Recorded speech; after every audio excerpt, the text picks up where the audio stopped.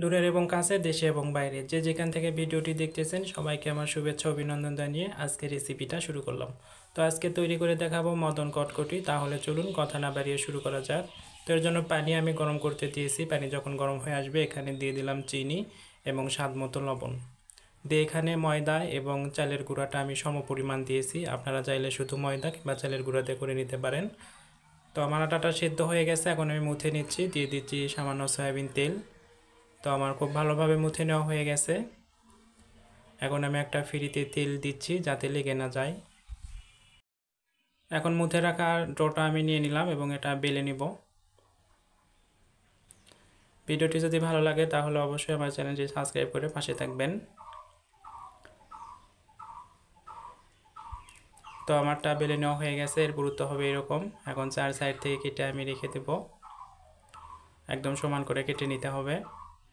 এখন প্রথমে খাড়া করে কেটে নেব, মানে লম্বালম্বি করে, যেহেতু এই মদন কটকটিগুলো ছোট ছোট স্কোয়ার শেপের মতো হবে।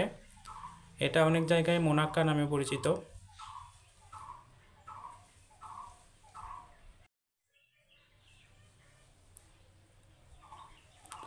তো আমি কিভাবে কাটতেছি সেটা দেখে নিশ্চয়ই বুঝতে পারছেন। এইভাবে কেটে নিতে হবে। অন্যদিকে চুলায় আমি প্যান বসিয়ে দিয়েছি এবং সেখানে তেল গরম করতে দিয়েছি।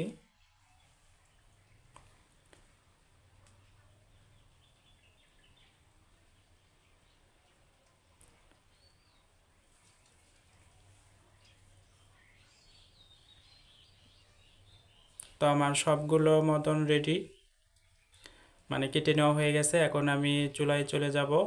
আর এই ফাঁকে তেলটাও আমার গরম হয়ে আসছে, এইরকম হবে।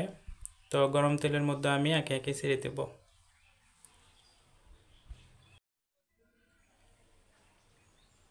তো চুলায় দেওয়ার পর এটা সময় নিয়ে ধৈর্য সহকারে ভেজে নিতে হবে। লক্ষ্য রাখবেন কাঁচা যাতে না থাকে। যদি কাঁচা থাকে তাহলে কিন্তু খেতে একদমই ভালো লাগবে না।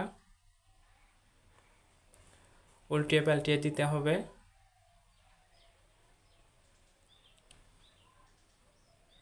তো দেখতেই পাচ্ছেন আমারটাতে কালার চলে আসছে। এখন আমি এটা তেল ঝরিয়ে উঠিয়ে নেব।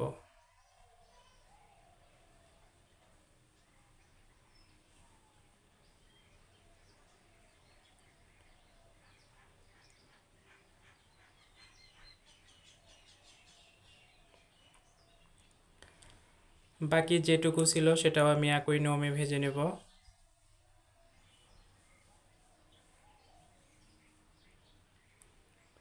তো এটা আমার ভেজে নেওয়া হয়েছে। এখন আমি তুলে আপনাদের পরিবেশন করে দেখিয়ে দিচ্ছি। এখনও স্বাদ বৃদ্ধির জন্য এখানে দিয়ে দিলাম বিট লবণ। তো কেমন লাগলো আজকের রেসিপিটা অবশ্যই জানাবেন। আর ধৈর্য সহকারে এতক্ষণ ভিডিওটি দেখার জন্য অসংখ্য ধন্যবাদ। দেখা হচ্ছে পরবর্তী রেসিপিতে। আল্লাহ হাফেজ।